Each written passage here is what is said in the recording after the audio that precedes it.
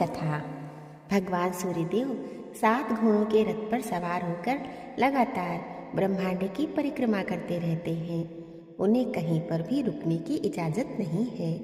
उनके रुकते ही जनजीवन भी ठहर जाएगा। लेकिन जो घोड़े सूर्य भगवान के रथ में जुते होते हैं, वे लगातार चलने व विश्राम न मिलने के कारण भूख प्यास से बहुत थक जाते हैं। उनकी इस दयनीय दशा को देखकर सूर्यदेव का मन एक बार द्रवित हो गया। भगवान सूर्यदेव उन्हें एक तालाब के किनारे ले गए, लेकिन उन्हें तभी यह भी एहसास हुआ कि अगर रथ रुका तो अनर्थ हो जाएगा। लेकिन घोड़ों का सौभाग्य कहिए, तालाब किनारे 2 खर मौजूद थे। अब भगवान सूर्यदेव घोड़ों को पानी पीने व विश्राम देने के लिए छोड़ देते हैं और खर यानी गधों को अपने रथ में जोड़ लेते हैं। अब घोड़ा घोड़ा होता है और गधा गधा। रथ की गति धीमी हो जाती है। फिर भी जैसे तैसे 1 मास का चक्र पूरा होता है, तब तक घोड़ों को भी विश्राम मिल चुका होता है। इस तरह यह क्रम चलता रहता है और हर 100 वर्ष में 1 सौर मास खरमास कहलाता है। सूर्यदेव की साधना आराधना करने से कुंडली के सभी दोष दूर हो जाते हैं। कुंडली में सूर्य यदि मजबूत अवस्था में हो तो व्यक्ति को समाज में खूब मान सम्मान और सुख समृद्धि मिलती है। रविवार की व्रत कथा। प्राचीन काल में एक नगर में एक वृद्धा रहती थी। वृद्धा का नियम था कि वह हर रविवार घर आंगन गोबर से लीपकर भोजन तैयार करती और सूर्यदेव को भोग लगाकर ही भोजन करती थी। ऐसा व्रत करने से वृद्धा माँ का घर अनेक प्रकार के धन धान्य से पूर्ण था। श्री हरि की कृपा से घर में किसी प्रकार का विघ्न या दुख नहीं था। सब प्रकार से घर में आनंद रहता था। इस तरह कुछ दिन बीत जाने पर जिसकी गौ का गोबर वह वृद्धा लाया करती थी, वह पड़ोसन विचार करने लगी, यह वृद्धा सर्वदा मेरी गौ का गोबर ले जाती है, इसलिए अपनी गौ को वह पड़ोसन घर के भीतर बांधने लग गई। रविवार को वृद्धा को गोबर न मिलने से वह अपने घर को लीप न सकी, इसलिए उसने ना तो भोजन बनाया न भगवान का भोग लगाया तथा स्वयं भी उसने भोजन नहीं किया। इस प्रकार उसने निराहार व्रत किया। रात्रि हो गई, वृद्धा माँ भूखे ही सो गई।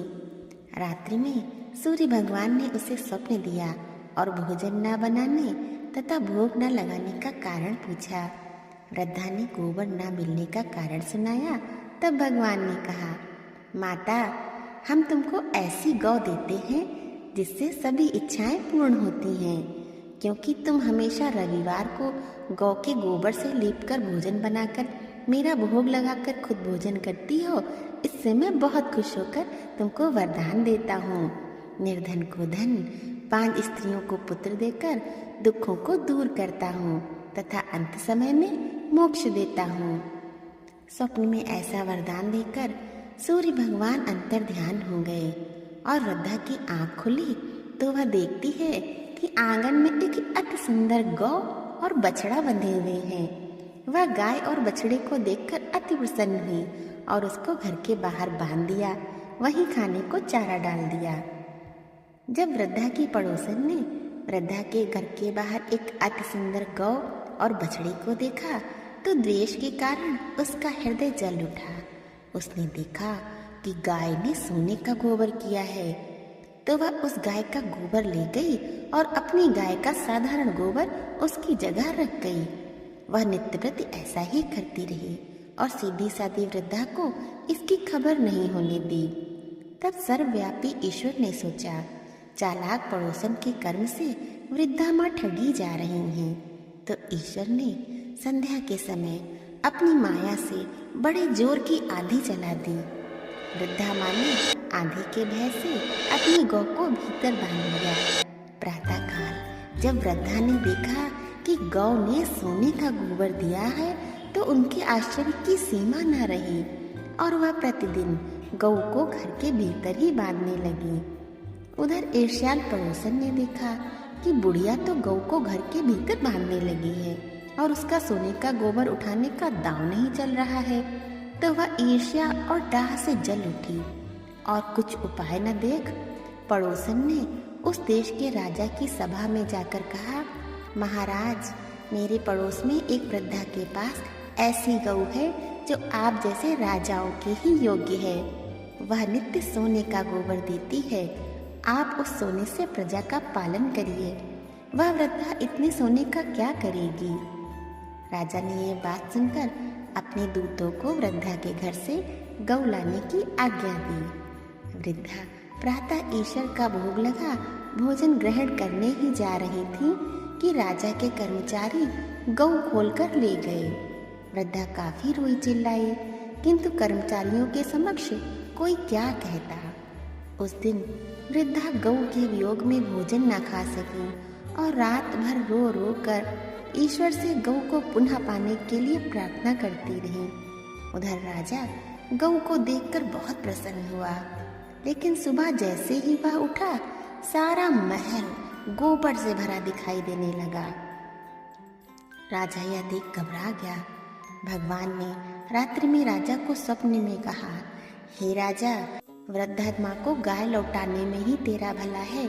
उसके रविवार के व्रत से प्रसन्न होकर मैंने उसे गाय दी थी। प्रातः होते ही राजा ने वृद्धा माँ को बुलाकर बहुत से धन के साथ सम्मान सहित गौ बछड़ा लौटा दिया और उसकी ईर्ष्यालु पड़ोसन को बुलाकर उचित दंड दिया। इतना करने के बाद राजा के महल से गंदगी दूर हुई। उसी दिन से राजा ने नगरवासियों को आदेश दिया कि राज्य की तथा अपनी समस्त मनोकामनाओं की पूर्ति के लिए रविवार का व्रत रखा करो। व्रत करने से नगर के लोग सुखी जीवन व्यतीत करने लगे। कोई भी बीमारी तथा प्रकृति का कोई प्रकोप उस नगर पर नहीं होता था। सारी प्रजा सुख से रहने लगी। बोलिए सूर्य देव भगवान